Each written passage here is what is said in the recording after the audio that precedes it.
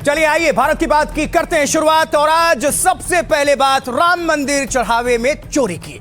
SIT की जांच जैसे जैसे आगे बढ़ रही है, आरोपियों की मुश्किलें भी बढ़ती जा रही हैं। रिपोर्ट्स का इंतजार है, एक रामद्रोही का हिसाब होगा एक एक। अयोध्या राम मंदिर में चढ़ावे में चोरी को लेकर जांच काफी तेज है। कई लोगों से पूछताछ हुई है, कुछ लोगों को शहर ना छोड़ने को कहा भी गया है।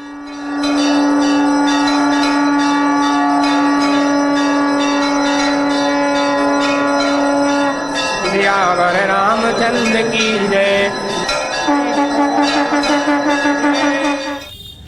तो एसआईटी की टीम चंदा चोरी की तहकीकात में लगी हुई है, जुटी हुई है और सीसीटीवी खंगाले जा रहे हैं। तो कई लोगों से इसी बीच पूछताछ हो चुकी है।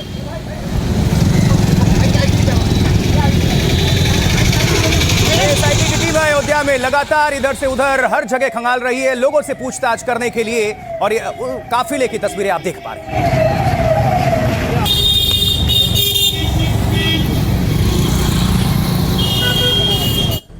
तो राम मंदिर के दान में चोरी की शिकायत लखनऊ में की गई और पुलिस को यह शिकायत दे दी गई है। ये हलचल आप देख रहे हैं। इसी बीच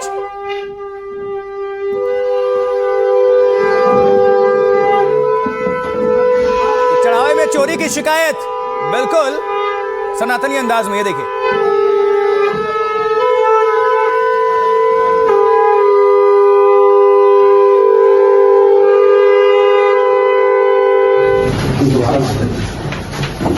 कॉलेज के अंदर तो दिया आई इसलिए अच्छा।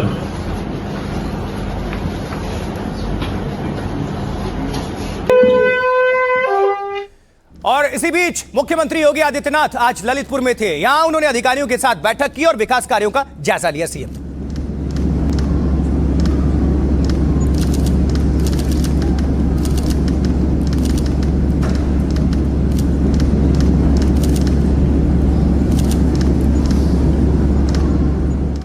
और ललितपुर रवाना होने से पहले मुख्यमंत्री योगी आदित्यनाथ दतिया में गए और मां बगलामुखी और वन खंडेश्वर महादेव मंदिर में उन्होंने दर्शन पूजन किया। ललितपुर पहुंचकर उन्होंने तुरंत मंदिर में पूजा अर्चना की, जिसकी तस्वीरें आप देख रहे हैं।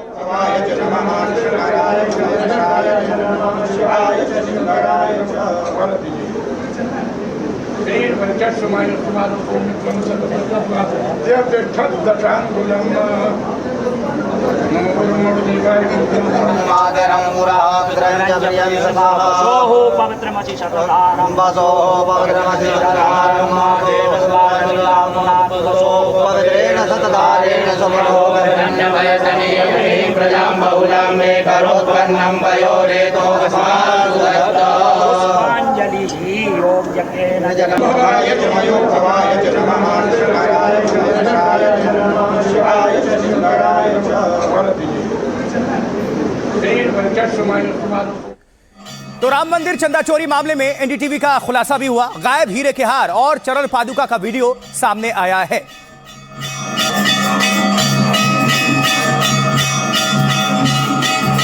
ये वही चरण पादुका आप देख रहे हैं और ये हीरे का हार।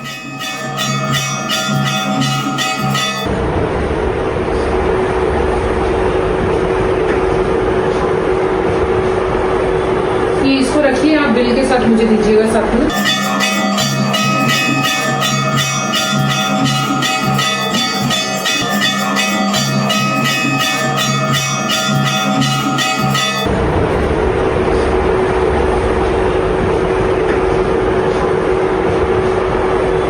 ये इसको रखिए, आप बिल के साथ मुझे दीजिएगा साथ।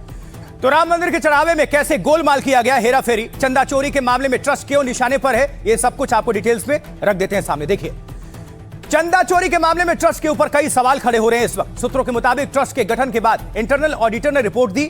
उस रिपोर्ट में राम मंदिर के चढ़ावे में गड़बड़ियों की बात कही गई थी और दिलचस्प यह है कि उस रिपोर्ट को सिरे से नजरअंदाज कर दिया गया। इसके बाद एक नए शख्स को ट्रस्ट का सीए बना दिया गया। हालांकि ट्रस्ट को किसी नामी फर्म से ऑडिट का सुझाव दिया गया था ताकि गड़बड़ी की आशंका कम हो और जवाबदेही भी तय हो सके, लेकिन सुझाव को ट्रस्ट के पदाधिकारियों ने सिरे से खारिज कर दिया। दलील यह दी गई कि अगर फर्म नामी होगा तो पैसे भी काफी खर्च होंगे। ट्रस्ट के लोगों की राय थी कि लोकल फर्म से कम पैसे में काम चल जाएगा और इसके बाद सस्ते में काम चलाने के नाम पर मनमाने तरीके से काम किया गया। ट्रस्ट से जुड़े लोगों ने अपने दोस्तों करीबियों की एंट्री मंदिर में करवा दी और उन्हें चढ़ावे के प्रबंधन और चढ़ावा गिनने के काम में लगा दिया गया। वो लोग वीवीआईपी के नाम पर लोगों को स्पेशल दर्शन और पूजन कराते थे। जो पूजा करने आते थे वो अपना चढ़ावा इन्हीं लोगों को सौंप दिया करते थे और चढ़ावे के बदले में ये लोग भक्तों को कच्ची रसीद दिया करते थे। दिलचस्प ये है कि रामलला को दान में मिला हीरे से जड़ा एक हार ही गायब। रामलला को एक श्रद्धालु को दी गई सोने की एक चरण पादुका भी गायब। चढ़ावे में मिले सोने चांदी के कई गहने भी चोरी होने का दावा। चर्चा है कि एक सोने की गदा और कई कीमती रामशिलाएं ही गायब हैं। इसी तरह ट्रस्ट को क्लाउड मेमोरी खरीदने का सुझाव दिया गया ताकि सीसीटीवी फुटेज को लंबे समय तक सुरक्षित रखा जा सके। किसी आईटी कंपनी को इस काम में लगाने का भी सुझाव दिया गया। ट्रस्ट ने इन सुझावों को भी ज्यादा खर्च की दलील देकर खारिज कर दिया। सूत्र बता रहे हैं कि ट्रस्ट के कोषाध्यक्ष गोविंद देव गिरी सिर्फ नाम के कोषाध्यक्ष रहे। उनके साइन के लिए दस्तावेज उनके पास लेकर जाना होता था या फिर कोषाध्यक्ष के डिजिटल साइन से काम चलाया जाता था। रोजमर्रा के आय व्यय को लेकर कोषाध्यक्ष ने कोई ध्यान ही नहीं दिया। तो जिन्होंने राम मंदिर में दान किया था, इन आरोपों के बाद उनका क्या कुछ कहना है, आइए जरा सुनते हैं। मैंने जमा कराई तो वो सारी चांदियों का मुझे पूरी रसीद दी गई। ऐसा नहीं है कि उन्होंने हमें रसीद नहीं दी। 34.5 किलो की भी हमें रसीद मिली, 4.5 किलो की भी मिली, जो 1 किलो का कलश गया था उसकी भी रसीद मिली। तो कोई अविश्वास का सवाल नहीं पैदा होता। और इन सब चीज़ों में अगर ऐसा व्यक्ति तो कहीं से भी हमें नजर आता तो शायद जब मैं दीपक दान करने गया था तो भी मैं दोबारा ऐसा प्रयास ना करता। ऐसी कोई भी परिस्थिति पैदा होने देगी सरकार, और जो दोषी हैं जल्द ही वो कटघरे में लाके खड़े किए जाएंगे। मुझे लगता है कुछ हल्के लोगों के द्वारा ये की गई घटना है जिसकी वजह से पूरा ट्रस्ट बदनाम हो रहा है। राम मंदिर में चढ़ावे की गिनती की सीसीटीवी से निगरानी होती थी, लेकिन इस पर भी सवाल उठ रहे हैं। खुद राम मंदिर निर्माण समिति के अध्यक्ष नृपेंद्र मिश्र ने एनडीटीवी के साथ बातचीत में इसे माना है। सीसीटीवी जो डोनेशन रूम में है लगा हुआ, उसकी कुल अवधि 45 दिन है।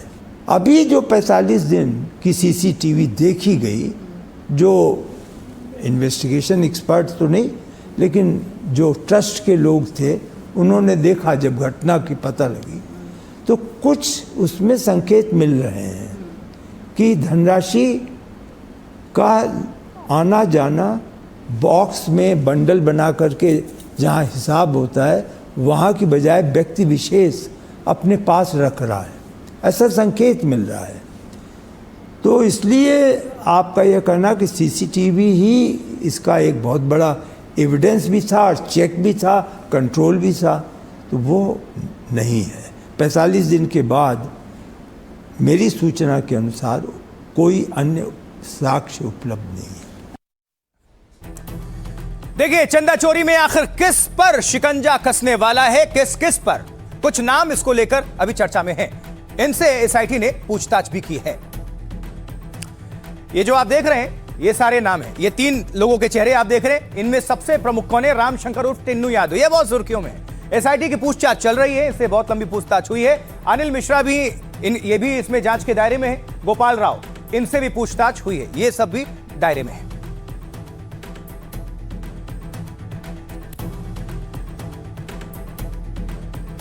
देखिए, एसआईटी की जांच में अब तक क्या कुछ हुआ, फाइनल रिपोर्ट में किस पर शिकंजा कसने वाला है, आइए विस्तार से समझ लेते हैं। देखिए, चंदा चोरी में एसआईटी ने करीब 100 लोगों से पूछताछ की है। इसमें मुख्य रूप से चंपत राय हैं, अनिल मिश्रा हैं, गोपाल राव से पूछताछ, चंपत राय के करीबी टिन्नू यादव जिसकी चर्चा कर रहे थे, करीबी टिन्नू यादव से कई राउंड पूछताछ हुई है। एसआईटी को 15 दिनों में फाइनल रिपोर्ट सौंपने को कहा गया है, लेकिन शुरुआती जांच में भ्रष्टाचार का मामला साफ दिख रहा है। इसमें ट्रस्ट के कई पदाधिकारी पर कार्रवाई हो सकती है। इसमें टिन्नू यादव, बैंक के कर्मचारियों पर भी एक्शन होगा। हालांकि अभी तक जांच पूरी नहीं हुई है। किसी भी व्यक्ति की भूमिका आधिकारिक तौर पर तय नहीं की गई है, लेकिन जिस तरह के दावे सामने आ रहे हैं उससे साफ है कि पूरे मामले में गड़बड़ी तो हुई है। इस मामले में एसआईटी जांच शुरू हुए 6 दिन हो चुके हैं, आज 6ठा दिन था। जांच में परत दर परत बारीकियों से मामले की तफ्तीश आगे बढ़ रही है, जिससे कई गुनहगार बेनकाब हो सकते हैं। चढ़ावा चोरी के मामले में एसआईटी की जांच में 150 संदिग्धों के नाम सामने आए हैं। इनमें से 25 लोगों पर कार्रवाई के आसार हैं और जिन लोगों से एसआईटी पूछताछ कर चुकी है उन्हें अगले आदेश तक कहीं भी बाहर न जाने की चेतावनी दी गई है, यानी शहर ना छोड़ें। राम मंदिर चंदा चोरी को लेकर सियासत भी भरपूर है। इस वक्त सरकार और विपक्ष इस पर आमने सामने हैं। रामद्रोही परिवार है, राम भक्तों का खून बहाने वाला परिवार है और उनकी श्रद्धा अयोध्या के प्रति नहीं है, तो दूसरे की श्रद्धा पर सवाल उठाने का काम करते हैं। से बड़ा अधर्मी कौन होगा जो भगवान राम के चोरी मंदिर से कर ले, तो इससे बड़ा अधर्मी कोई नहीं होता। ये सब लोग अधर्मी हैं। इतिहास में ये तो बातें आएंगी कि भगवान राम के मंदिर की चोरी भारतीय जनता पार्टी के लोगों ने कराई है। सरकार का कोई अधिकार उस मंदिर पर नहीं है। वो ट्रस्ट बना हुआ है, ट्रस्ट उसका मालिक है, उसमें सरकार का कोई हस्तक्षेप नहीं है। यदि ट्रस्ट के लोग कहते हैं कि इसमें अगर ये गड़बड़ी हुई है जांच करा दीजिए, तो सरकार के तरफ से एसआईटी गठित हो गई, जांच कर रही है। जांच में जो दोषी पाए जाएंगे उनके खिलाफ कार्रवाई होगी। एसआईटी किसकी जांच कर रही है? न एफआईआर है, किसकी जांच हो रही है? फर्स्ट इन्फॉर्मेशन ही नहीं है। ये तो केवल लोगों को एक भ्रमित करने का माध्यम है और लोगों को ठगने का माध्यम है। 15 दिन नहीं 15 महीने ले लें, ये जितने बड़े बड़े उसमें जो मछलियां हैं उनको पकड़कर जेल भेजे। मेरी मांग है तत्काल जितने 4-5 लोगों का नाम आ रहा सबको जेल भेजा जाए। जनता का पैसा है, तो जब तक एसआईटी की जांच न आ जाए तब तक उस पर बयान देना उचित नहीं होगा। लेकिन इस तरह की अगर सत्य घटना तो गलत है और यह शर्मनाक है। ऐसी घटनाएं न घटे, फिर से उसके लिए बड़े कानून बनने चाहिए। इस सरकार ने कभी जांच और कानून और कोर्ट का इंतजार नहीं किया। आज वो सरकार कह रही है कि जांच का हम इंतजार करेंगे। क्यों इतनी सहानुभूति चंदा चोरों के साथ क्यों है?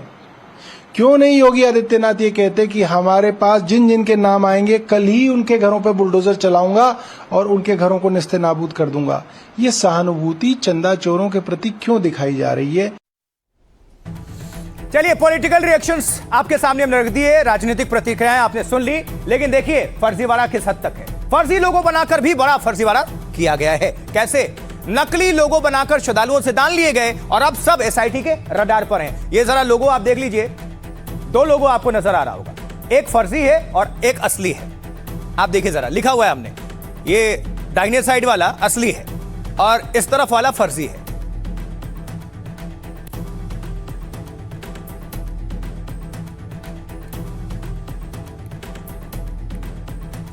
तो कैसे फर्जी वेबसाइट तैयार करके बनाकर श्रद्धालुओं की आस्था के साथ खिलवाड़ हुआ, चलिए जरा समझिए।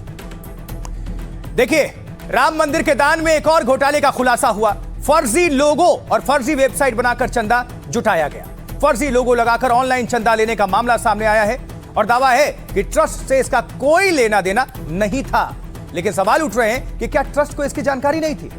अगर जानकारी थी तो ट्रस्ट ने इसको लेकर क्या कार्रवाई की, किसको बताया? राम मंदिर से मिलता जुलता लोगो बनाकर वेबसाइट तैयार कर दी जाती है, इसका सोशल मीडिया पेज भी बना दिया जाता है जहां श्रद्धालुओं से चंदा भी लिया जाता था। तो दरअसल ट्रस्ट ने वेबसाइट पर दान दक्षिणा का विकल्प दिया था। इसी के बाद फर्जी वेबसाइट से भी दान दक्षिणा लिया जाने लगा। सूत्रों के मुताबिक वीएचपी से जुड़े कुछ लोग इसमें शामिल थे। विवादों के बीच मां सीता रसोई अयोध्या फाउंडेशन नाम की संस्था की वेबसाइट अब बंद है। हालांकि इस नाम से फेसबुक पेज अभी भी चल रहा है। लोगो देखकर कोई भी इस गड़बड़ी का अंदाजा लगा सकता है। मां सीताराम रसोई अयोध्या फाउंडेशन की एक वेबसाइट 2024 तक एक्टिव थी। सोशल मीडिया पर इसकी मौजूदगी अब भी देखी जा सकती है। एसआईटी चढ़ावे में चोरी की जांच में लगी हुई है। राम मंदिर के चढ़ावे में चोरी को लेकर साधु संत बेहद ही गुस्से में आक्रोशित हैं। सुनते हैं क्या कहना है इन साधुओं का। उससे सीधे पीएमओ जुड़ा हुआ है, प्रधानमंत्री जुड़े हुए हैं। किसी अफसर की हिम्मत है कि वहां पे जा करके और जो निष्पक्ष बात वो कह दे, वो तो वहां से जो निर्देश आएगा तदनुसार रिपोर्ट देने के लिए बाध्य है। मुख्यमंत्री ने ये जो निर्णय लिया कि अयोध्या दौरे के दौरान चंपत राय को अपनी मीटिंग से अपने पास से दूर रखा, ये बहुत अच्छा कदम उन्होंने उठाया। हम इसकी प्रशंसा करते हैं, क्योंकि जिस समय किसी के ऊपर दाग है उस समय उसको पास बैठाने का मतलब ही अलग होता है। तो कम से कम इतना तो उन्होंने किया, ये अच्छा लगा। जो लोग जो है यहाँ लाठियां चलाते थे, गोली चलवाते थे, राम को काल्पनिक कहते थे, राम सेतु को नकारने का काम किया, राम जी को जो है सर्टिफिकेट मांगने का काम करते थे, आज जो लोग ज्ञान बांट रहेंगे और उनकी ज्ञान जो है सनातनी स्वीकार करेगा, ऐसे धूमकेतु महामूर्ख और देश विरोधी ऐसे जल्लादों से बचना चाहिए। इस पे राम मंदिर चढ़ावे के मामले में अनर्गल बयानबाजी कर रहे हैं और कृपया करके इस पे विराम लगाएं और ऐसा कुछ ना करें, क्योंकि एसआईटी का गठन हुआ है तो निश्चित है जो जांच चल रही प्रक्रिया उसमें दूध का दूध पानी का पानी होकर सामने आ जाएगा। कि जितने भी लोग दोषी हैं उनको तो स्वतः अयोध्या छोड़ देनी चाहिए। अयोध्या के 14 कोस परिक्रमा छोड़ देना चाहिए। अगर आपको भगवान पर भरोसा है, अगर आपको सनातन पर भरोसा है, ठाकुर जी पर आप आस्था रखते हैं, आस्थावान हैं और भगवान के ऊपर विश्वास करते हैं, तो ये भी विश्वास करिए कि जो चोर होगा, जो दुष्ट होगा, उसे दंड अवश्य मिलेगा। हम नहीं दे पाएंगे, ईश्वर उसे अवश्य दंड देगा। हमको भी जो है पूरा विश्वास है कि दूध का दूध होगा, पानी का पानी होगा। एसआईटी टीम आई हुई है, वो जांच करेगी। जो लोग उसमें जो है चोरी में इन्वॉल्व होंगे वो लोग पकड़े भी जाएंगे। ये मुख्यमंत्री जी ने भी कहा है और उनके ऊपर हमको जो है भरोसा है। तो एसआईटी इस मामले में हर एंगल से तहकीकात कर रही है। और देखिए, कलेक्शन रूम का भी सीसीटीवी फुटेज सामने आया है। ये देखिए, ये कलेक्शन रूम जहां से गिनती हो रही थी।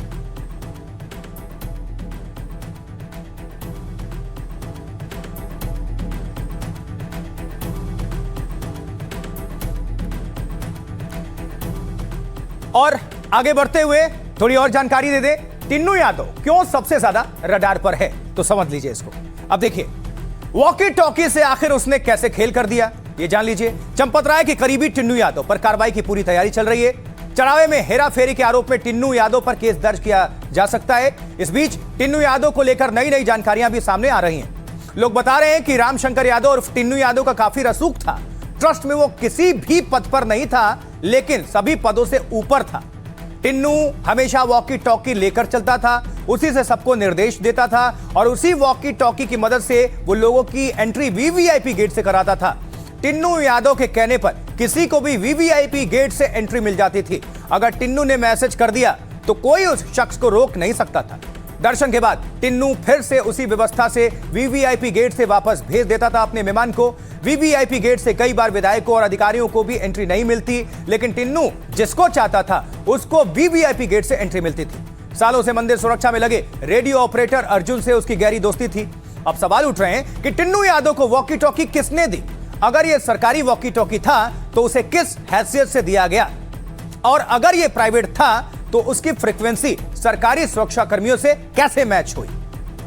ये सवालात हैं और इस पर टिन्नू यादव ने क्या सफाई दी थी और पुजारी क्या कह रहे हैं, आपको सुनना चाहिए। सुनिए जरा। हमारे ऊपर आरोप लगा रहे लोग, 50 करोड़ की संपत्ति है, वो तो भगवान जान रहे हैं सारा। इन लोगों को सफाई देने का क्या मतलब है हमारा, कि भगवान इनका निर्णय करेंगे। सारे जब साक्ष्य मिलने लगे तो जिस परिवार ने हार भेंट किया था उन्होंने मैसेज किया कि गुरुजी मेरे हार का क्या हुआ, वो चढ़ा कि नहीं भगवान को। तब मुझे याद आया, तब मैं उस पर सक्रिय हो गया, मैंने संपर्क किया, बात किया। तो अब कहते हैं कि उसे तो गला दिया गया और गला करके ईंट बना के रख दिया गया। टिन्नू को ही हाथ में हम लोग दिए थे, तो टिन्नू से ही पूछ सकते थे, दूसरा किससे हम पूछेंगे? जो परिचित होता है उसी से पूछा जाता है, परिचित के माध्यम से ही दान भेंट किया जाता है। तो उनके माध्यम से भेंट किया था, उनसे हमने पूछा, भाई आपने रसीद नहीं दी, आपने फोटो नहीं दिया, उस परिवार को कष्ट हो रहा है, एक फोटो उन्हें मिल जाता तो वो अपने पूजा घर में न जाने जिंदगी भर बेचारा सजा के रखता कि मैंने ये हार भगवान को भेंट किया था, देखो उनके गले में कितना सुंदर शोभा दे रहा है। पर अब भक्तों के आस्था के साथ खिलवाड़ किया जा रहा है। चलिए, ये बात हमने कर ली अयोध्या की और चोरी की, और इसको लेकर एक्शन। आगे बढ़ते हैं। अगली खबर महाराष्ट्र से है, यह भी आज की एक बड़ी खबर है। कैसे? क्योंकि आज देखिए एक बहुत बड़ा हादसा हुआ। महाराष्ट्र के हनुमान मंदिर में बहुत बड़ा हादसा हुआ। ये तस्वीर आप देख रहे हैं और इसको लेकर आपको अपडेट भी कर दें। ये सीसीटीवी तस्वीर आप देख लीजिए पहले, और ये देखिए जरा, भक्त लाइन में लगे थे, तभी अचानक मंदिर की छत भर भराकर नीचे गिर जाती है।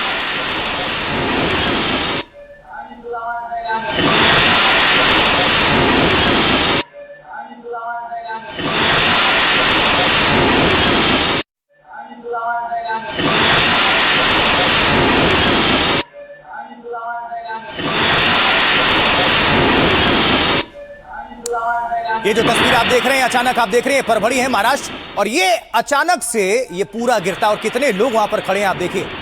इनमें से हताहतों की संख्या जो है वो अभी फिलहाल 5 बताई जा रही है मरने वालों की, लेकिन 30 से ज्यादा लोग घायल हैं और उनमें से कुछ की हालत नाजुक भी बनी हुई है। अचानक मंदिर की छत गिरती है, निर्माणाधीन अभी मंदिर, और जैसे ही ये हादसा हुआ इसके बाद अफरा तफरी, जो जाहिर है लोग इधर उधर भागने लगे। कोशिश थी कि बांस हटाकर श्रद्धालुओं को किसी तरह जल्द से जल्द बचा लिया जाए, लेकिन ये बहुत मुश्किल था उस वक्त।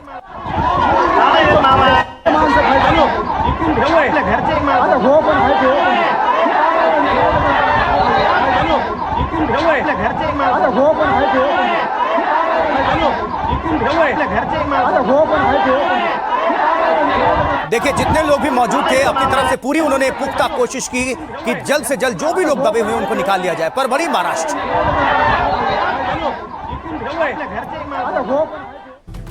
और आनंद फानन में वहां पर मौके पर क्रेन भी मंगवा लिया गया ताकि जल्द से जल्द लोगों को सुरक्षित निकाल लिया जाए, उनको बचा लिया जाए, जितने लोगों की भी जिंदगी बच सके। ये देखिए जरा ये तस्वीर, ये निर्माणाधीन पूरी मंदिर, और वहां जो भी बांस बल्लियां लगे हुए थे अचानक से गिरते हैं, और वहां पर बहुत लोगों की मौजूदगी थी। और चूंकि आज शनिवार का दिन है तो ऐसे में जो लोग आस्था में यकीन रखते हैं, ऐसे श्रद्धालुओं की संख्या वहां पर आज तादाद ज्यादा थी।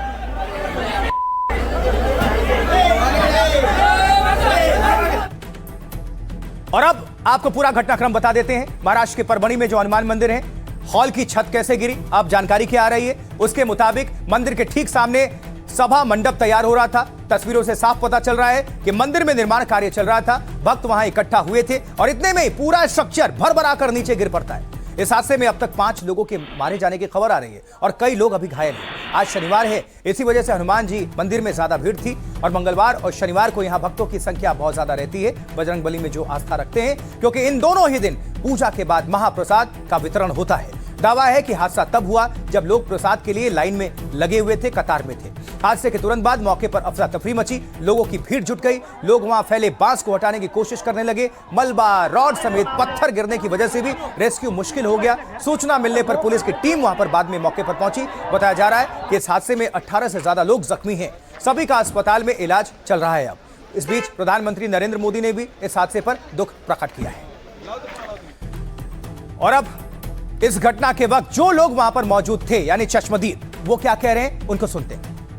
मंदिर का पूरा काम चालू था, इन कंस्ट्रक्शन वर्क था ये। इसका पूरा जो अंदर का जो गुम्बद रहता है, ये गुम्बद का पूरा अंदर का काम चालू था। इसको प्रॉपर सेफ्टी की तरीके से बनाया था, लेकिन कंस्ट्रक्शन की वजह से पूरा वो जो ऊपर का स्ट्रक्चर है वो हेवी हो गया होगा और इस वजह से वो पूरा ढल गया।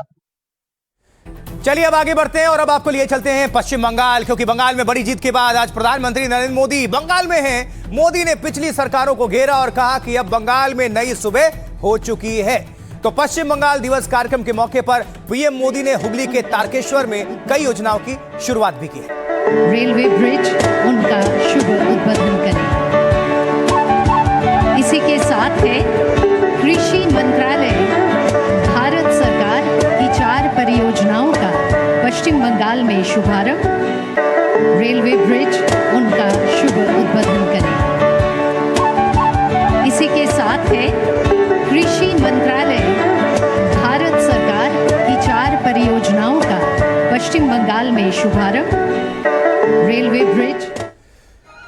तो पीएम मोदी के सामने मंच पर कई रंगारंग कार्यक्रम भी आयोजित किए, जिसकी झलकियां ये रही।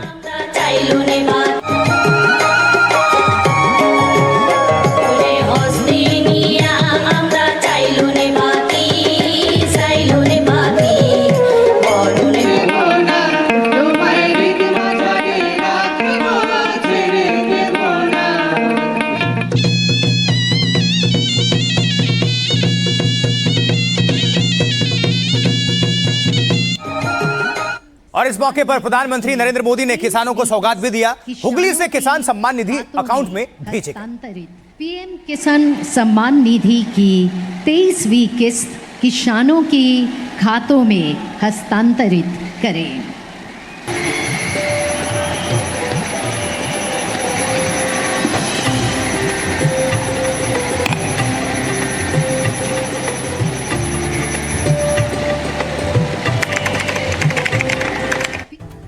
किसानों के खाते में प्रधानमंत्री किसान जो योजना होती है उसकी जो किस्त है, उसकी राशि है, वो वितरण, और उसके बाद किसानों के चेहरे पर खुशी। लेकिन कुछ और तस्वीरें दिखाते हैं। देखिए, इस मौके पर पश्चिम बंगाल के मुख्यमंत्री शुभेंदु अधिकारी ने प्रधानमंत्री मोदी को गिफ्ट भी किया। यह तस्वीर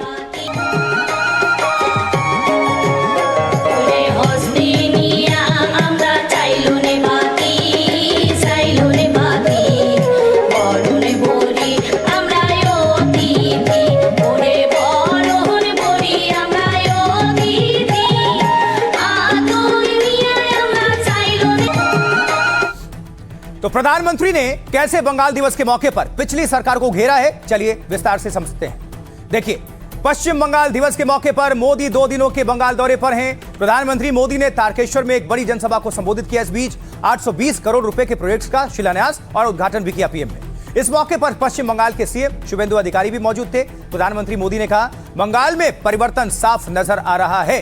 बंगाल में टीएमसी के गड्ढे भरने का काम शुरू हो चुका है। बंगाल में बिजली की रफ्तार से अब काम हो रहा है। बंगाल अब नए भविष्य के निर्माण में जुट चुका है। पीएम ने कहा, सिंडिकेट वाले अब जनता से माफी मांग रहे हैं। वसूली वाले गुंडे को अब जेल भेजा जा रहा है। टीएमसी पर बंगाल को घुसपैठियों का अड्डा बनाने का आरोप लगाया। पीएम ने कहा कि बंगाल को पाकिस्तान में मिलाने की साजिश हुई थी, लेकिन अब इतिहास की गलती नहीं दोहराई जाएगी। अब सिर्फ बंगाल के विकास पर फोकस होगा। प्रधानमंत्री ने इसके साथ ही कहा कि बंगाल में विकास के महाअभियान की शुरुआत हो रही है। तो पीएम मोदी ने तारकेश्वर की रैली से क्या कुछ कहा, सुनवाते हैं सीधे पीएम को। आपका एक वोट, एक चुनाव कितना कुछ परिवर्तन कर सकता है, ये बंगाल में साफ साफ नजर आ रहा है। बंगाल की हवा में अब एक नई ताजगी है। ऐसा लग रहा है जैसे बंगाल अब बेड़ियों से आजाद हो गया है। पहले कांग्रेस, फिर लेफ्ट, फिर टीएमसी, दशकों तक पश्चिम बंगाल को सहेजने और संवारने की जगह इसे अवैध घुसपैठियों का अड्डा बनने दिया गया। जो बंगाल भारत के विकास का नेतृत्व कर सकता था, वो आगे बढ़ने की जगह पिछड़ता चला गया। आज पश्चिम बंग दिवस पर हमारा कर्तव्य है, हम संकल्प लें, अब इतिहास की वो गलतियां दोहराई नहीं जाएगी। तो भारतीय जनता पार्टी जहां प्रसन्न है, उसके कार्यकर्ता काफी प्रसन्न है, और वहीं अगली तरफ क्या, आइए दिखा देते हैं। टीएमसी की बात कर लेते हैं, क्योंकि हार के बाद टीएमसी बेचैन है, ममता बनर्जी परेशान है, कार्यकर्ता जो है निराश हैं और उनकी मुश्किलें कम होने का नाम नहीं ले रही हैं। टीएमसी के 3 बैंक खातों को फिलहाल फ्रीज कर दिया गया है।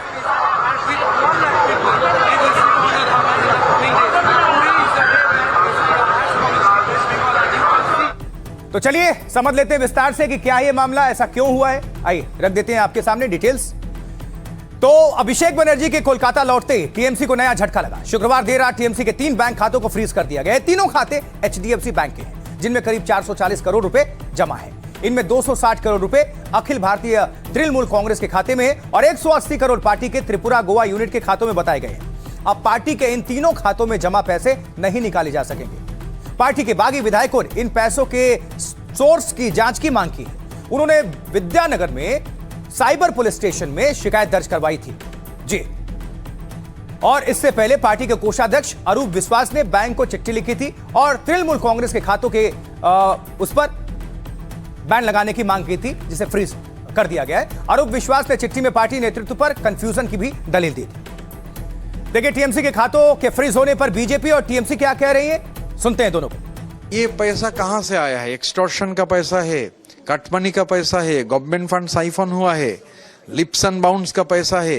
ये सब प्रूव होना चाहिए। हम लोग तो प्रूव नहीं कर पाएंगे, तो ये हम लोग इसलिए एफआईआर किए हैं। तो एफआईआर से गवर्नमेंट अगर प्रूव करेगा मालूम होगा, और खास करके ये पैसा इस्तेमाल भी ना हो। देखो तृणमूल कांग्रेस से टीएमसी के इतने अकाउंट की बात हो रही है कि मुझे समझ नहीं आ रहा कि बागी रीता ब्रता को लगता है कि टीएमसी के खाते में गलत तरीके से पैसा आया है, तो उन्होंने उसे क्यों लिया और चुनाव के काम में इस्तेमाल क्यों किया। सब বিতর্ক নিয়ে আমি কোনো মন্তব্য করব না। अमाउंट आज दिखाई दे रहा है आज, या जिस अमाउंट के बारे में हम सुन रहे हैं, एज ए रीजनल पार्टी ये बहुत बड़ा ये है। और जब बॉन्ड चालू किया गया था उस समय नेशनल पार्टियों के बाद, बीजेपी के बाद, बीजेपी नेशनल पार्टी है, इतने सारे स्टेटों में पावर स्वाभाविक है, उसमें उसको ज्यादा बॉन्ड मिला था। लेकिन उसके बाद सबसे ज्यादा बॉन्ड आपको तृणमूल कांग्रेस को मिला था, बीइंग ए रीजनल पार्टी। तो कैसे मिला, क्यों मिला, अब इलेक्शन कमीशन अगर समझती है तो इलेक्शन कमीशन इसका इंक्वायरी करेगी। पार्टी का कार्यालय चला गया है, पार्टी का लीडर कहाँ है पता नहीं, तो विधानसभा में, लोकसभा में काउंसिलर, पंचायत सब भाग रहे हैं पार्टी छोड़ करके, कोई नहीं रहेगा, दोनों छोड़कर। टीएमसी पार्टी नहीं, उसका अकाउंट कहाँ है? अभी अकाउंट का मालिक कौन होगा तय हो जाए, उसके बाद तो होगा ना। और देखिए, अभिषेक बनर्जी के पहुंचने से पहले कोलकाता एयरपोर्ट पर जमकर बवाल हो गया। ये तस्वीर आपको दिखाने जा रहे हैं जहां टीएमसी और बीजेपी के कार्यकर्ताओं में मारपीट हो गई। देखिए जरा, ये कोलकाता एयरपोर्ट है।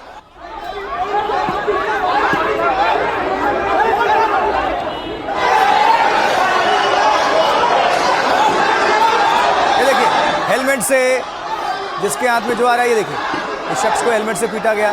कोलकाता एयरपोर्ट है, वहां भारी बवाल हो गया।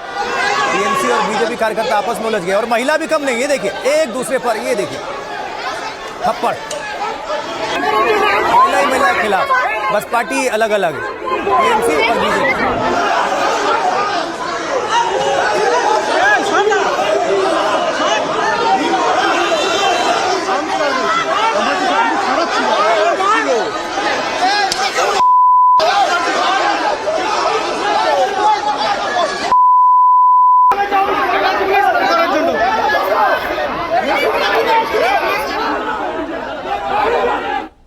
ये वीडियो दिखा रहे हैं आपको, अभिषेक बनर्जी ने इस वीडियो को जारी किया। अब दावा क्या कर रहे हैं कि लोगों के हाथों में अंडे भी थे जिससे उन्होंने हमला किया, और कह रहे हैं अभिषेक बनर्जी की बाद में उन्होंने हथियार भी निकाल लिए। ये देखिए, इसे अभिषेक बनर्जी ने जारी किया है। ये एरो मार्क में आप देख रहे हैं, रुमाल के नीचे हथियार। यह अभिषेक बनर्जी ने दावा किया है वीडियो जारी कर।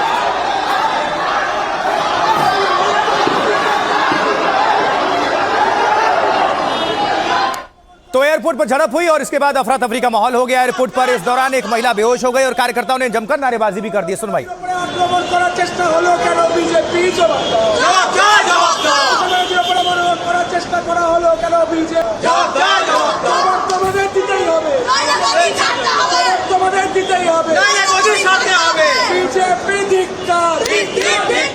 तो टीएमसी के नेता, उनके जो कार्यकर्ता हैं, वो इस वक्त उनके दिन अभी फिलहाल ठीक नहीं चल रहे। कैसे, आइए दिखाते हैं। एक और तस्वीर देखिए, इस पर नजर डालिए। आपको जहांगीर खान याद होगा, उसकी पत्नी भी अब गिरफ्तार हो गई। जो कहता था पुष्पा कभी झुकेगा नहीं, उसकी पहले परेड निकाली गई और अब उसकी पत्नी भी अब गिरफ्त में है।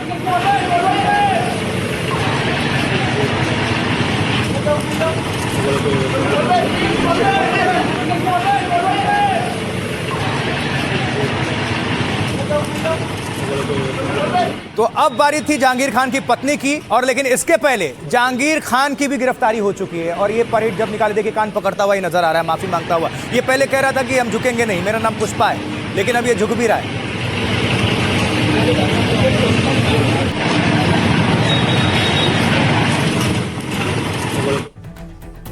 तो देखिए जहांगीर खान की पत्नी को किस मामले में गिरफ्तार किया गया है, आपके सामने विस्तार से रख देते हैं।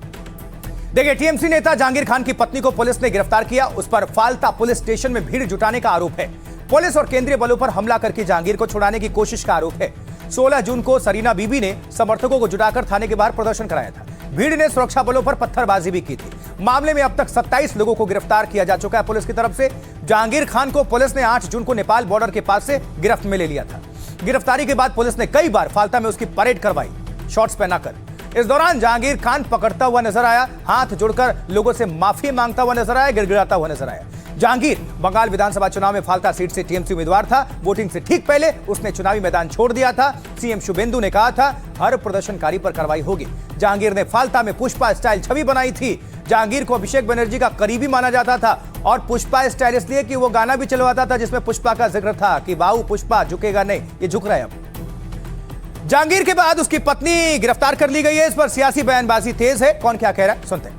जहांगीर के साथ रहने वाला जो लोग 15 साल से अत्याचार करते आए, मारते आए, खून करते आए, खून बहाते रहे, वोट लूट करते रहे, रेगुलर किसी को जमी, किसी को फसल, किसी को घर उजाड़ दिया, तो वो सब का वाइफ लोग, घरवाली वो लोग अपना हस्बैंड के लिए, स्वामी के लिए वो लोग रास्ते में उतर सकते हैं, प्रतिवाद कर सकते हैं, लेकिन कानून का सामने ये तो सही नहीं है, गलत है। कानूनी तौर से जो करना है प्रशासन ने सही की है, करना चाहिए उन लोगों के खिलाफ। आकिर खान को बाहर करने के लिए थाना में घुस जाएगा, ऐसे चलेगा क्या? ये तो आगे चलता था जब सीएम ममता बनर्जी भवानीपुर में जाके आसामी छोड़ा कर लेता था और पुलिस वो चेयर का जो होता है कुर्सी का नीचे में घुस जाता था, ऐसे होता था। बस अब नहीं चलेगा। हिंदू सरकार में किसी को तो छोड़ेगा नहीं। ये पहले पुराना तृणमूल सरकार जैसा डरपोक सरकार नहीं है, ये दूसरा स्टाइल का सरकार है। तो यहाँ पर तो मुख्यमंत्री ने खुद बोला किसी को छोड़ा भी नहीं जाएगा, देश विरोधी कानून में उनके खिलाफ कार्रवाई की जाएगी और जो नुकसान हुआ है उनके एसेट सीज करके उनको नीलाम किया जाएगा। बात होगी विस्तार से पश्चिम बंगाल की। अब आगे बढ़ते हुए आपको लिए चलते हैं कहां? महाराष्ट्र। यहां डेप्यूटी सीएम एकनाथ शिंदे ने वीडियो जारी किया है। इनमें उद्धव गुट पर निशाना साधा गया है और गृह मंत्री अमित शाह भी वहां पर मौजूद थे, वो भी आपको हम विस्तार से बताएंगे, लेकिन पहले ये वीडियो देखिए। मैंने एक बार कमिटमेंट कर दी तो कर दी, फिर मैं खुद का भी नहीं सुनता।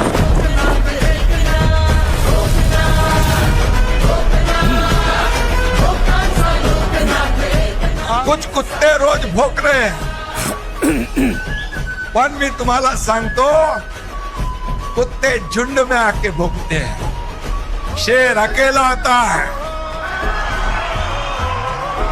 कुत्ते भोंकते रहते हैं, टाइगर शिकार करता है और कुत्ते भोंकते रहते हैं और टाइगर दहाड़ता है। ये शिवसेना है, ही शिवसेना है। मैंने एक बार कमिटमेंट। तो एकनाथ शिंदे ने जो वीडियो जारी किया आपने सुन लिया। अब हमने कहा था कि गृहमंत्री भी वहां मौजूद थे, मतलब महाराष्ट्र में मौजूद थे। देखिए, गृहमंत्री अमित शाह ने कोल्हापुर में महालक्ष्मी अंबाबाई देवी में जाकर पूजा अर्चना की, ये तस्वीरें।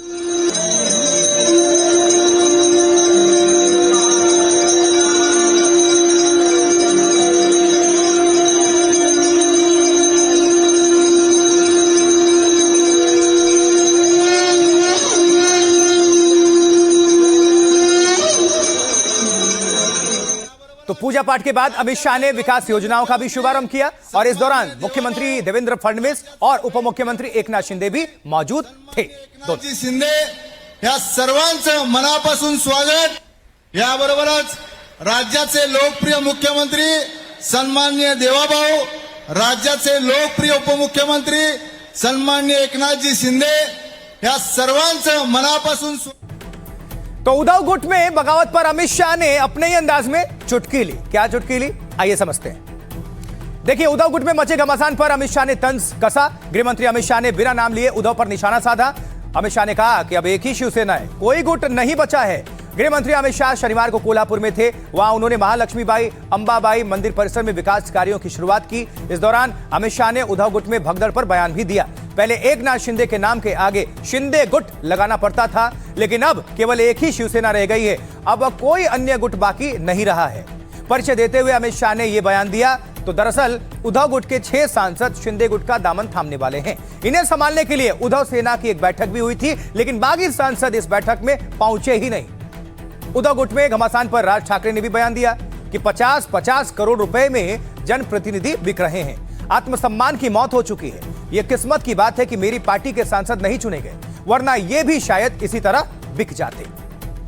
तो गृह मंत्री अमित शाह ने क्या कुछ कहा और शिवसेना उद्धव ने इस पर क्या बयान दिया, सुनिए। शिवसेना के अध्यक्ष और महाराष्ट्र के उप मुख्यमंत्री श्री एकनाथ शिंदे जी, पहले शिंदे जी के पीछे शिवसेना शिंदे गुट कहना पड़ता था, अब कोई गुट बचा नहीं है, एक ही शिवसेना हो गई है। क्या इतना सीरियस लेते हो आप एकनाथ शिंदे को? इतना सीरियस लेना छोड़ दीजिए। कोई महान आदमी नहीं है, एक बेईमान शिवसेना से टूटा हुआ एक बेईमान लीडर है। आप उनको सीरियसली लेते हो? जिस थाली में खाया है ये लोगों ने, उस थाली में छेद करके चले गए। हिंदू हृदय सम्राट बाला साहब ठाकरे जी ने जो कहते थे कि अगर मेरी शिवसेना की कभी कांग्रेस हुई तो मैं मेरी दुकान बंद कर दूंगा, आज उनके ही बेटे आज पूरे सभा में कांग्रेस का गुणगान कर रहा है। कि शिवसेना का नेतृत्व सिर्फ उद्धव जी ठाकरे ही करना चाहिए। ये जानबूझकर जो फैला रहे उसके ऊपर हमें शिवसैनिकों को सोचना पड़ेगा क्या करना है। चलिए, बात हो गई महाराष्ट्र पॉलिटिक्स की। आगे बढ़ते हुए अब बात उस खबर की जो देश के लाखों छात्रों के भविष्य से जुड़ी हुई है, क्योंकि ये नीट नहीं आसान। जी, नीट की बात कर रहे हैं। नीट की दोबारा परीक्षा कराने के लिए देश में अब जोरदार तैयारी चल रही है। पेपर ले जाने के लिए पहले ही इंडियन एयरफोर्स यानी भारतीय वायुसेना उतार दी गई है।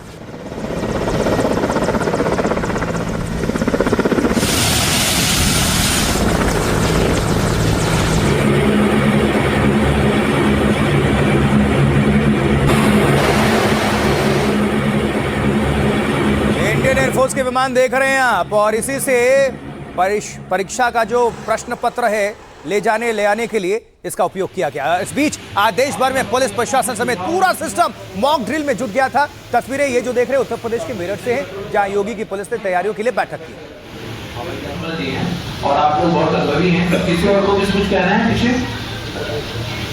बट टाइम का ध्यान रखिएगा, सब लोग टाइम से पहुंचेंगे, टाइम से कोई चूक ना होने पाए।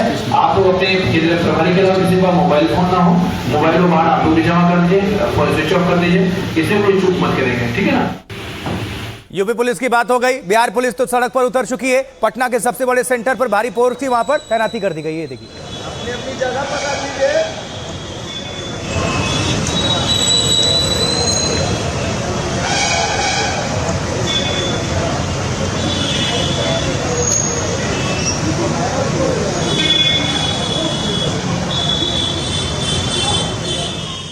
इधर उत्तर प्रदेश के नोएडा में भी पुलिस प्रशासन ने मॉक ड्रिल की। इस दौरान अधिकारियों ने कंट्रोल रूम से निगरानी का जायजा लिया और यहीं से कल कई सेंटर्स पर लाइव निगरानी होगी। सर 10 मिनट चलेंगे। जहाँ से ग्रुप आप देख रहे हैं, जहाँ भी लड़की कवर चाहिए वो एग्जिट वो नहीं वही सेंटर है। चेकिंग होती है, हम 2 लेयर चेकिंग करते हैं। अंदर आने के यहाँ पर ये वही फुल गेट के यहाँ पर सिलेंडर अंदर ये एक राउंड टेस्टिंग फिशिंग बायोमेट्रिक दोनों।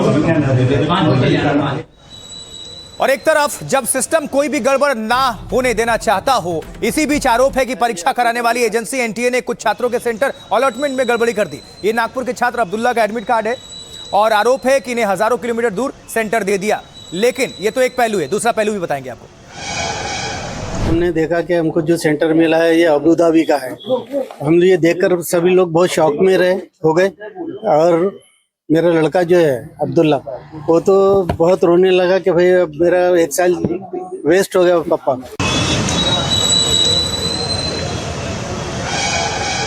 हमने देखा कि हमको जो सेंटर मिला है ये अबू धाबी का है। हम ये देखकर सभी लोग बहुत शौक में हो गए और मेरा लड़का जो है अब्दुल्ला, वो तो बहुत। तो देखिए जरा, परीक्षा देने वाला छात्र महाराष्ट्र के नागपुर का रहने वाला है, लेकिन उसे सेंटर कहां मिला? करीब 2500 किलोमीटर दूर संयुक्त अरब अमीरात यानी कि यूएई के अबू धाबी। ये पीछे आप देख भी रहे हैं, मैप के जरिए हम आपको दिखा रहे हैं। एक तरफ देखिए ये नागपुर महाराष्ट्र है, एआई जनरेटेड है, लेकिन समझने के लिए इसको तैयार किया गया है। और यहां से 2500 किलोमीटर दूर कहां? अबू धाबी यूएई, 2525 किलोमीटर ये इसकी दूरी है। ये एक पहलू है, लेकिन दूसरा पहलू भी आपको दिखाएंगे एनटीए के पक्ष वाला।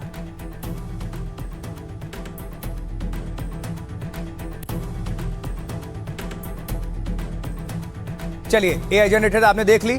अब आगे बढ़ते हैं, आपके सामने हम विस्तार से यानी डिटेल में रख देते हैं कि ये पूरा मामला क्या है और इस पर अभी तक एक्शन क्या हुआ है, ये समझना जरूरी है। तो देखिए, जब नीट की परीक्षा का दोबारा पेपर होने में चंद घंटे शेष हैं, करीब 22 लाख से ज्यादा परीक्षार्थी इसकी तैयारी कर रहे हैं। उन्हीं में एक थे नागपुर के छात्र अब्दुल्ला मोहम्मद तालिब।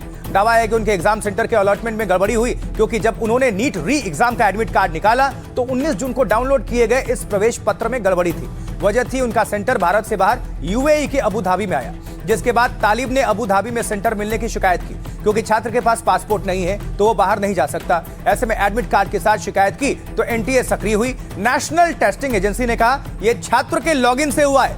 यानी एनटीए का दावा है कि परीक्षा शहर में बदलाव छात्र ने ही किया है, मतलब उसने मांगा है। जबकि छात्र के पिता कह रहे हैं कि हमने तीनों शहर भारत के ही चुने थे, सिर्फ महाराष्ट्र ही नहीं। कुछ ऐसा ही मामला ओडिशा से भी आया। भुवनेश्वर की एक छात्रा को करीब 1900 किलोमीटर दूर सेंटर मिला। संजी बानी ने शिकायत की है कि उसे देहरादून में सेंटर दिया गया। जाहिर है एग्जाम से ठीक पहले इतना दूर जाना मुश्किल होता है। ऐसे में संजना और तालिब दोनों ने एनटीए से शिकायत की थी, जिसके बाद सुधार करते हुए दोनों को अपने शहरों में सेंटर दिया गया। सुनाते हैं छात्र के पिता ने क्या कहा और इस मामले पर सियासतदान क्या कुछ आरोप प्रत्यारोप कर रहे हैं। दोस्तों से फोन पे बात की, उन्होंने भी हेल्पलाइन नंबर पर फोन किया। फोन करने के बाद उन्होंने मेल आईडी हमको दिया कि इस पर आप अपनी जो भी कंप्लेन है आप इस पर भेजिए। फिर हमने वो कंप्लेन उस पर भेजे।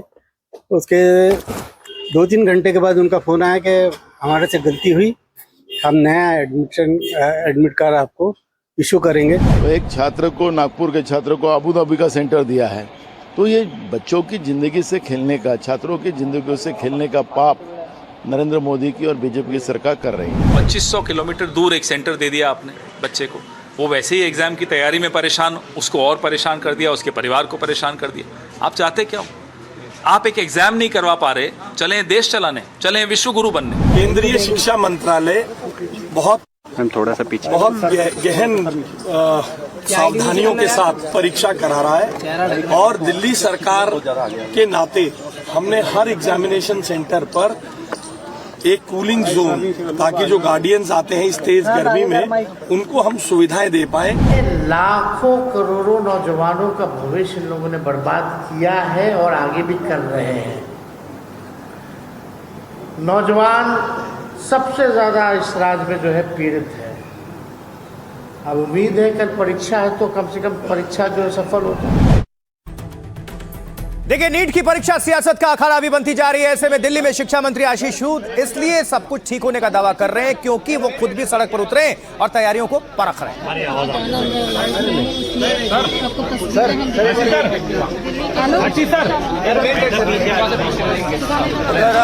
महाराष्ट्र में भी अधिकारी एक्शन मोड में है। वहां कर्मचारियों और पुलिस प्रशासन के लोगों को परीक्षा से पहले प्रोटोकॉल समझाया गया और कैसे सुरक्षित और पारदर्शी सिस्टम के जरिए परीक्षा करानी है उसकी तैयारी करवाई गई।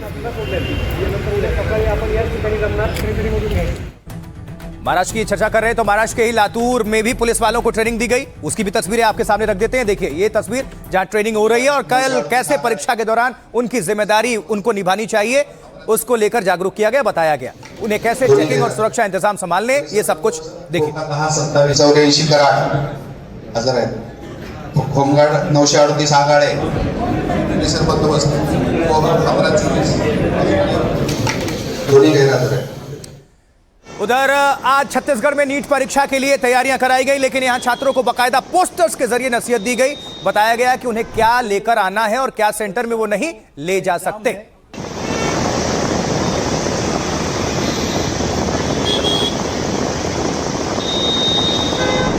केंद्र में जिन परीक्षार्थियों का एग्जाम है वो बाहर में केंद्र क्रमांक लिखा हुआ है, केंद्र का नाम लिखा हुआ है, उसको अच्छे से पढ़ लीजिए और आप लोग अपना ओरिजिनल आईडी प्रूफ और एडमिट कार्ड दिखा दीजिए मुझको यहाँ पर, और यहाँ से फिर आप लोग अंदर की प्रक्रिया के लिए जाएंगे। छत्तीसगढ़ की बात हो गई तो पड़ोसी राज्य की बात कर लेते हैं। देखिए, मध्य प्रदेश में भी नीट परीक्षा की निगरानी के लिए कंट्रोल रूम तैयार किया गया है, जहां अलग अलग सेंटर्स पर लगे सीसीटीवी कैमरों की लाइव फीड आ रही है, यानी चप्पे चप्पे का अपडेट लिया जा रहा है। ये तस्वीरें देखिए भोपाल एमपी के।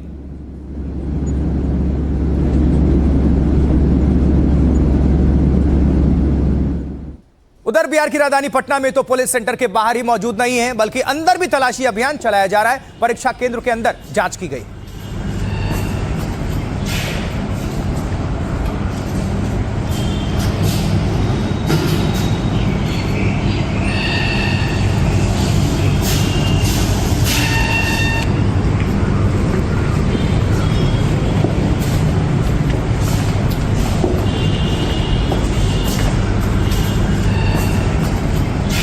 अब चलिए जल्दी से समझिए कि आखिर कैसे मॉक ड्रिल हुई और क्यों।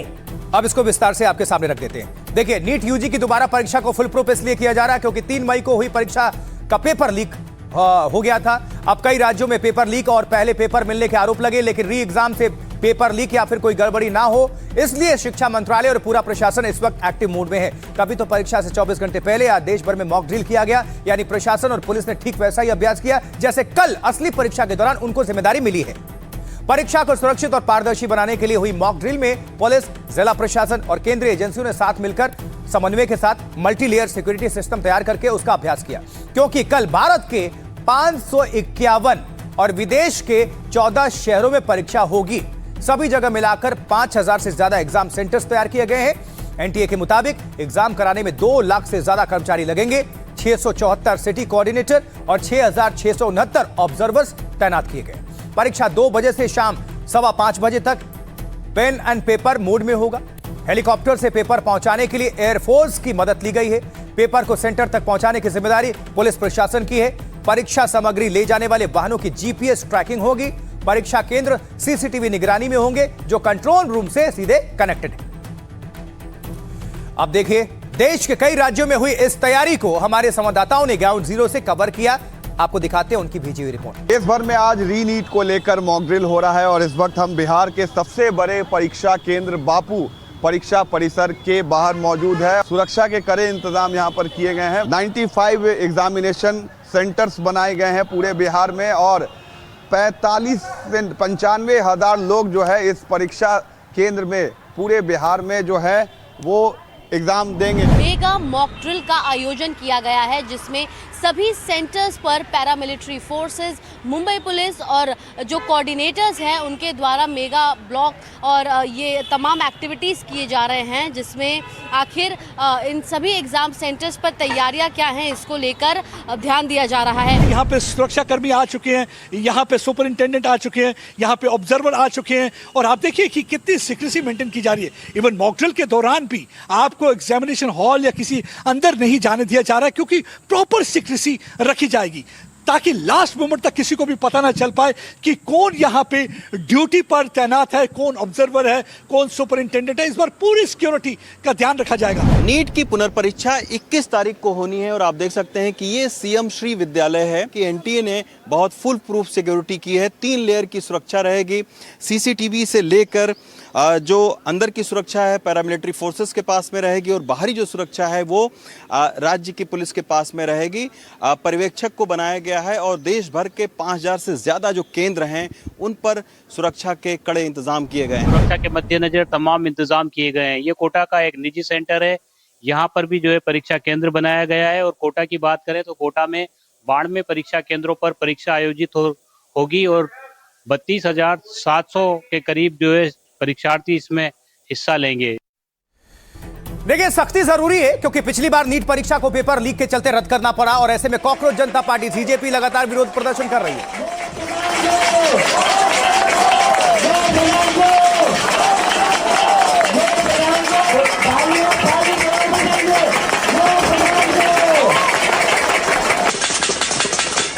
तो कॉकरोच जनता पार्टी ने दिल्ली में फिर से प्रदर्शन करके शिक्षा मंत्री का इस्तीफा मांगा है। इसके लिए प्रदर्शनकारी थाली बजा रहे थे और नारे लगा रहे थे।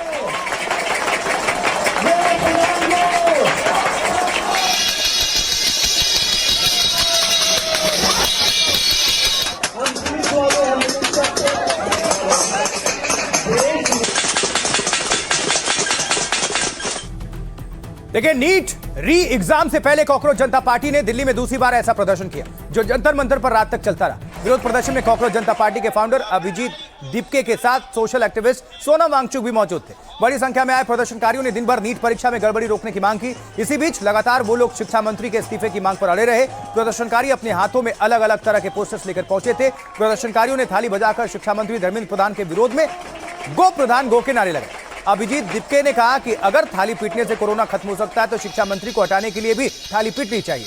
प्रदर्शन को लेकर दिल्ली पुलिस और पैरामिलिट्री फोर्स भी एक्टिव थी। बड़ी संख्या में जवानों की तैनाती जंतर मंतर पर की गई थी ताकि कोई हंगामा ना हो। शाम होने तक भी जब प्रदर्शनकारी वहां से नहीं हटे तो सुरक्षाकर्मी एक्शन में आए और अनाउंसमेंट करके कहा कि यहां से चले जाइए।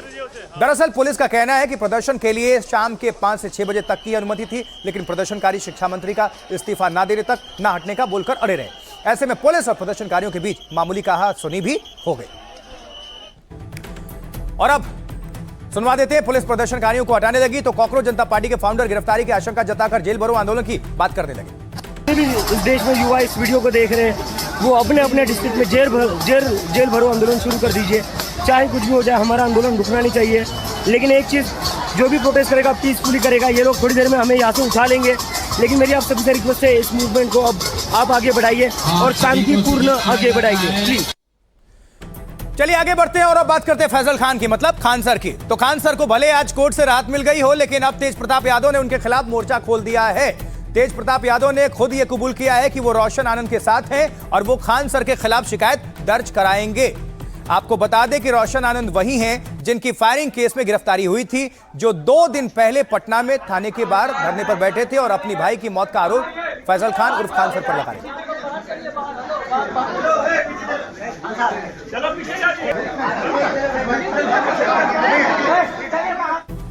लेकिन आखिर ये पूरा मामला क्या है? आखिर तेज प्रताप की एंट्री कैसे हो गई पूरी पिक्चर में? तो कोर्ट में आज क्या कुछ हुआ, सब जानिए। पटना सिविल कोर्ट ने खान सर की गिरफ्तारी पर रोक लगा दी है। ये रोक पटना कोर्ट की अगली सुनवाई यानी 25 जून तक लागू रहेगी। आज फैजल खान यानी खान सर के दोनों बॉडीगार्ड्स की जमानत पर भी सुनवाई हुई। कोर्ट ने कहा कि दोनों गार्ड्स 25 जून तक न्यायिक हिरासत में रहेंगे। पिछली सुनवाई में कोर्ट ने केस की अपडेट डायरी पेश करने को कहा था। जानकारी के मुताबिक पुलिस ने केस डायरी कोर्ट में जमा कर दी है। रिपोर्ट के अनुसार पुलिस ने माना है कि दहशत फैलाने के लिए फायरिंग हुई। हालांकि जज अपडेटेड केस फाइल पढ़ने के बाद ही फैसला सुनाएंगे। दूसरी तरफ रोशन आनंद के वकील ने फैजल खान उर्फ खान सर पर एफआईआर की मांग की है। रोशन आनंद ने खान सर पर भाई की हत्या करवाने का आरोप लगाया, लेकिन पुलिस ने अब तक खान सर के खिलाफ शिकायत दर्ज नहीं की है। और उधर रोशन आनंद और खान सर की लड़ाई में तेज प्रताप आ चुके हैं। तेज प्रताप यादव ने खुले तौर पर रोशन आनंद का समर्थन कर दिया है। सिर्फ यही नहीं, उन्होंने फैजल खान यानी खान सर को फर्जी आदमी तक करार दे दिया है। तेज प्रताप यादव बोले, खान सर ने अपनी शादी में मुझे बुलाया था, बताइए ना, वो गर्मी में अपनी ही शादी में मोटा कोट पहने हुए थे। हम बोले, क्या जी दिमाग खिसक गया है, गर्मी में मोटा कोट पहने हो? उन्होंने कहा, मैं रोशन सर के साथ जाकर थाने में केस दर्ज करवाऊंगा। और अब सुनिए, आपको सुनवाते हैं कैसे तेज प्रताप यादव ने खान सर को ही फर्जी बताया है। खान जो है वो खुद ही फर्जी है। गर्मी का सीजन है, आम का सीजन है, ठीक है। आप कोट पैंट पहने हुए बड़ा मोटा मोटा, हम पूछे पूरा पसीना से लथपथ है, इतना गर्मी में कोट पहने हुए, दिमाग खिसक गया का। मजाक किए, हमको मजाक करने का आदत है। सड़क छाप सब उस सब का एफआईआर ले रहा है, और जो निर्दोष है, जो सच्चा है, उसका एफआईआर नहीं ले रहा है। सच्चे को फंसा दे रहा है झूठा मुकदमा में। तो तेज प्रताप यादव खुलेआम फैजल खान यानी खान सर का विरोध कर रहे हैं। इसी बीच उन्होंने अपनी कथित गर्लफ्रेंड अनुष्का यादव के भाई के खिलाफ भी मोर्चा खोल दिया है और कल देर रात पटना में उनके खिलाफ शिकायत करने पहुंच गए।